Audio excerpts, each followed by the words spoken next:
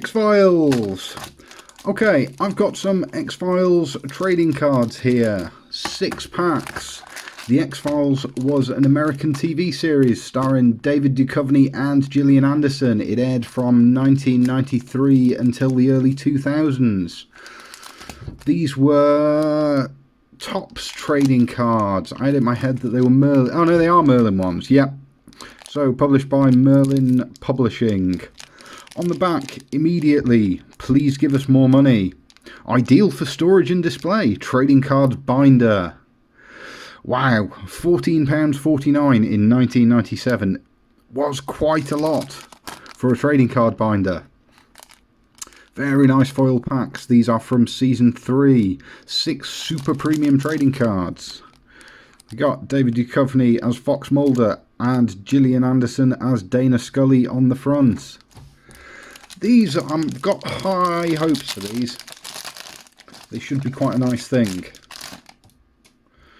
Let's have a look what we've got. Ooh, Cerulean Blue. I assume this refers to an episode. Pusher, 2nd, 23rd, 96. So, these are a UK release. Clearly they're reusing the same UK cards as the American ones because they're in the American date format.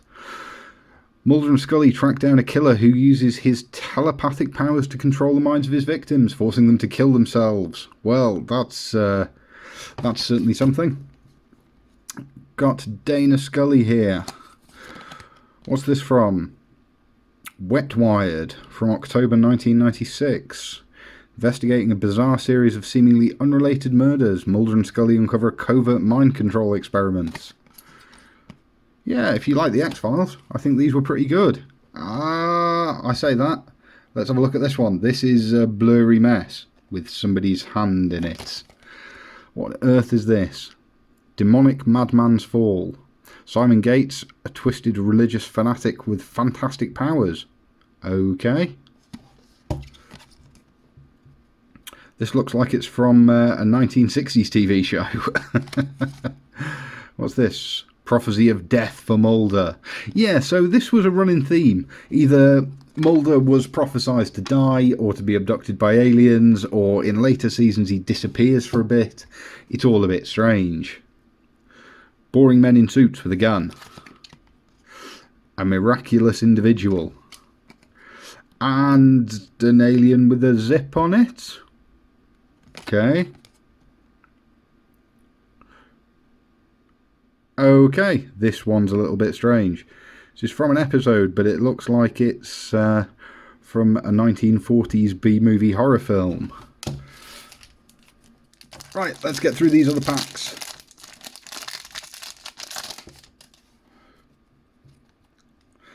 There's a man holding something. A cat? The world? Cotton balls? Grotesque, it certainly is. What else we got? Light at the end of the tunnel. I remember this episode. More Secrets of the X-Files. This hour-long special examining the complex characters and... Oh, okay, so this isn't even from an episode on the show, this card. So that's a still from one of the episodes. The blurb on the back is from a documentary.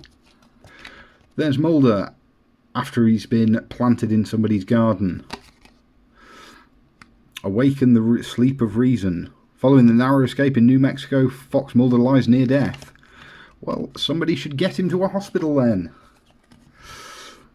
Mulder and Scully looking at something. Oh no, hang on, that's not Scully. Mulder and... Smark is Sexy.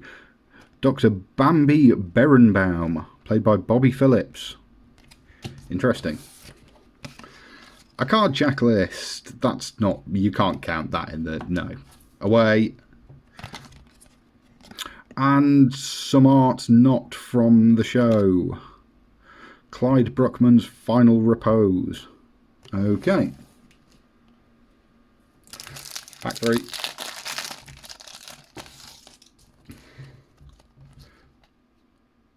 Yep, weird stuff. Subject name, Samantha Mulder. Paperclip. September 1995, Chris Carter. Reunited and on the run. Mulder and Scully discover miles of hidden files in an abandoned mine.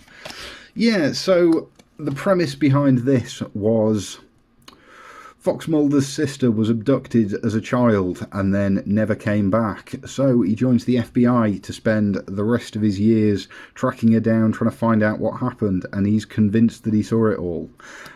And I'll be honest with you, I can't remember if it's true or not in the end. Revelations. When Mulder and Scully discover a little boy displaying inexplicable wounds of religious significance. Yes. It's a man in a wrestling mask. Hell money. Interesting. David Duchovny looking wet. Monsters begetting monsters. Mulder purchases an alleged alien autopsy video through the mail. I think we've all done that at some point. This chap. An apology for the truth. Apology is policy. That sounds like a tagline for an American presidential campaign. And some more art not from the show. DPO.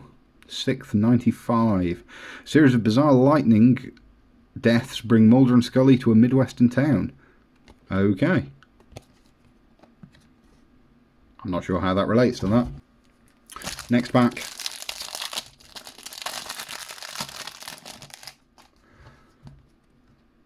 Oh, this guy. He's a relatively famous actor who's been in, well, everything. The well-manicured man. That's not very interesting. Ooh, weird monsters. That's what we want. Some sort of Nosferatu vampire thing. The monster called Madness. While Agent Bill Patterson, Agent Generic, a former mentor of Mulder's, apprehends a serial killer who claims to have been possessed by the spirit of a gargoyle. Yeah, that's definitely more vampire than gargoyle. It's an explosion in a swimming pool. Lethal apparition. Ooh, that's grotesque. It's a man's head on a stick. What have we got? Decapitation sculptings. Decaying fly-blown remains of supernatural killer Nietzsche. Again, that's disgusting. What have we got? Liquefied corpse. Well, you can say this for them. At least they had nice props. Ah, the smoking man. I believe he was called Deep Throat in the series. The cigarette smoking man. Always at a distance, just out of sight. So, the story behind this guy is, throughout the series, he leaks information to Mulder and Scully. And he's sort of a clandestine CIA figure. Next back.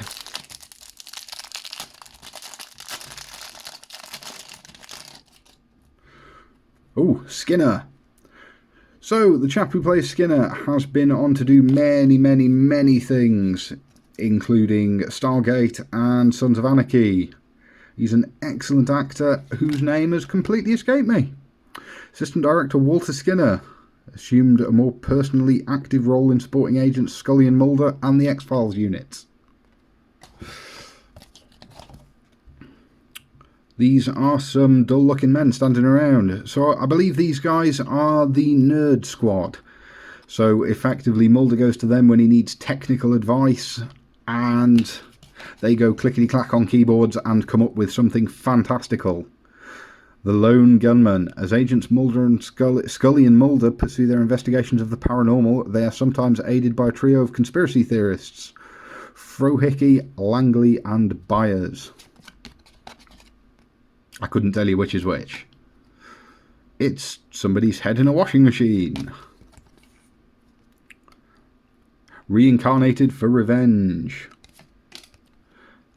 That's half of somebody's head with something disgusting on it. Unwitting victim. Ooh, that's a face. Oh, they've planted somebody else now to go with Mulder. Bruckman's decomposition. And this guy, is this the gargoyle monster from earlier? Grotesque sculpting in the episode Grotesque. Yes, it is. That's a really nice sculpt. Okay, last pack.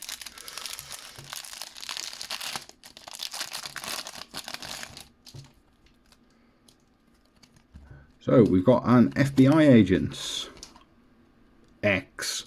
Following the death of Deep Throat, spoilers, Agent Mulder was approached by a mysterious successor, an individual known only to him as X. At some point, I guess Deep Throat dies and this guy replaces him.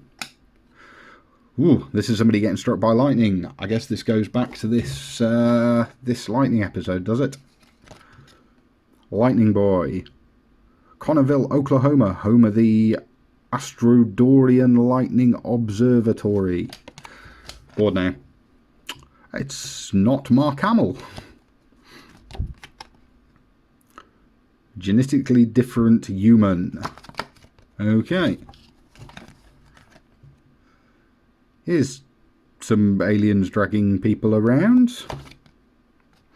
Extraterrestrial abduction. And it's not Johnny Five. Robotic insect. The whimsical mechanical construct programmed to respond to stimuli in much the same manner as a common insect is the handiwork of artificial intelligence researcher Dr. Ivanovov. And lastly, it's Gillian Anderson as Dana Scully.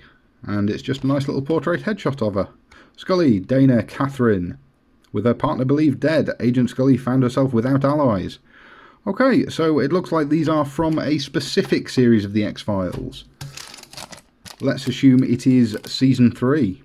So, all of these cards out of 6 packs. We don't appear to have any duplicates, which is pretty good for this sort of thing. They're nice cards, they're high quality, they're well cut. The images, some of them, like this one, are really well done and nice. Some of them, like that one, are a little bit esoteric. And some of them, like that one, are just disgusting. They're a nice thing. If you want some, you can't have them, because they haven't made them since 1997. Bye.